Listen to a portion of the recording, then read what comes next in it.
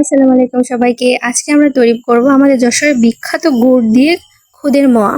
এই যে এখানে খুদ আর গুড় গরম করে নেওয়া হয়েছে মিক্স করে। তো এখন আমরা এটা গোল গোল শেপ দিয়ে নিব।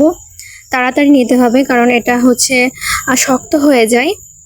তো আমরা এখানে হচ্ছে গোল গোল শেপ দিয়ে নিচ্ছি। আর গরম হওয়ার কারণে হচ্ছে মাঝে মাঝে হাত পানিতে ভিজিয়ে নিতে হবে যেন হাত গরম না হয়ে যায়। এই যে এখানে গোল গোল শেপ দেওয়া হচ্ছে।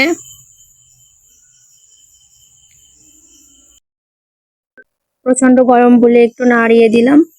তারপরে তিনজন মিলে তাড়াতাড়ি করতে হবে, না হলে এটা শক্ত হয়ে যাচ্ছে। তো আমরা এই যে তৈরি করতেছি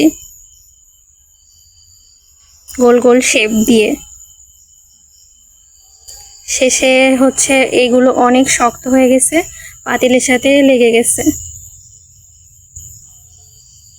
আমরা যথেষ্ট চেষ্টা করছি তাড়াতাড়ি করার। এই যে রেডি হয়ে গেছে খুদের মোয়া, অনেক মজা।